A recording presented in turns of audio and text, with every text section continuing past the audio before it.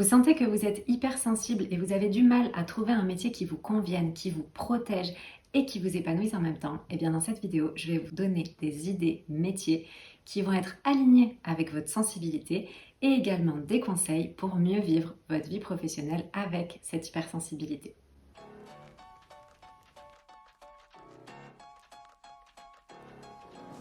Alors, être hypersensible, c'est quoi? Ce n'est pas être plus fragile, c'est percevoir les sons, les ambiances, les tensions, les émotions de manière plus fine et plus intense. Vous captez tout plus rapidement et plus profondément, ce qui vous rend très lucide mais aussi parfois surstimulé. Si vous n'êtes pas certaine d'être hypersensible, vous pouvez aussi faire le test sur notre site, donc le lien est dans la description. C'est une auto-évaluation rapide, un bon point de départ pour mieux vous comprendre.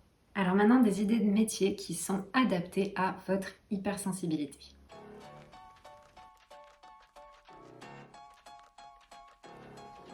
Alors déjà, il y a les métiers de l'écoute et de l'accompagnement. Votre présence, votre capacité à ressentir l'autre, votre capacité d'empathie vous permettent d'être un très bon ou une très bonne professionnelle de l'accompagnement. On peut penser aux métiers de coach, thérapeute, psychologue, médiatrice, conseillère, éducatrice spécialisée. Ensuite, on peut penser au métier de la création artistique. Votre sensibilité est une source d'inspiration précieuse. Vous pouvez écrire, faire de l'illustration, de la photographie, de la musique, monter des podcasts, faire du stylisme, de la peinture, de la réalisation du cinéma ou encore du design d'espace. Ensuite, on peut réfléchir à des métiers calmes et en autonomie. Donc si vous avez besoin de paix et de concentration, on peut penser aux métiers comme ceux de la rédaction, de la traduction ou encore bibliothécaire, artisan, artisane, développeur, développeuse web, graphiste ou encore tous les métiers de la recherche. Ce qui peut vous convenir aussi, ce sont les métiers de la transmission douce. Vous aimez partager avec pédagogie et douceur. Je pense par exemple au métier de l'enseignement, de la formation, de la conception pédagogique, de la facilitation ou encore animatrice culturelle. Autre type de métier qui peut vous convenir, ce sont les métiers liés aux soins, au bien-être ou à la nature. À noter ici, beaucoup d'hypersensibles se tournent vers le soin comme des métiers d'infirmiers et se retrouvent en difficulté face à l'exposition à de l'urgence ou à des situations émotionnellement très challengeantes. Ça peut être lourd à porter et vous épuiser rapidement. Dans ce cas-là, ça peut être intéressant de s'orienter vers des approches plus douces du soin, comme la naturopathie, la sophrologie, l'ostéopathie ou encore la médiation animale.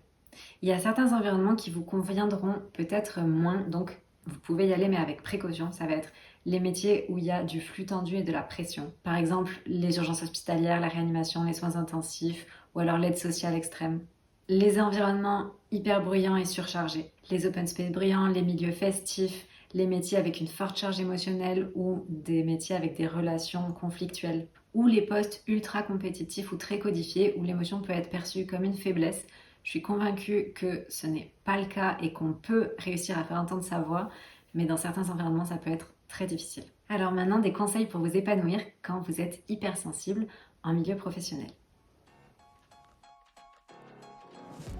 Choisissez plutôt des formats qui respectent votre propre rythme. Ça peut être le télétravail, le freelance ou être dans de plus petites structures, des entreprises particulièrement humaines ou respectueuses qui mettent ces valeurs-là en avant. Posez vos limites dès le départ ou bien n'hésitez pas à les poser à tout moment. Si vous ne les avez pas posées dès le départ, vous pouvez quand même les poser à tout moment, mais le plus tôt le mieux. Vos besoins ne sont pas des caprices. Vous avez le droit de dire j'ai besoin de calme, ou je travaille mieux seul, ou j'ai besoin de clarté sur les priorités. Protégez votre énergie. Planifiez des temps de recentrage, des temps dans la nature, des temps de solitude, des temps de création, des siestes sur la pause, des moments de respiration. C'est vital pour vous. Aussi, valorisez votre singularité. Votre sensibilité est précieuse, elle permet d'apaiser, de comprendre, d'anticiper, de créer. Ne cherchez pas à la cacher, faites-en un véritable atout professionnel. Si vous êtes hypersensible, il est essentiel de construire une vie professionnelle qui vous ressemble, qui est adaptée à votre rythme, à vos émotions, à votre sensibilité. Si jamais vous doutez encore, donc vous pouvez faire le test, le lien est en commentaire. Et si jamais vous avez besoin de faire un bilan de compétences, nous c'est le genre d'accompagnement qu'on propose chez Misfit.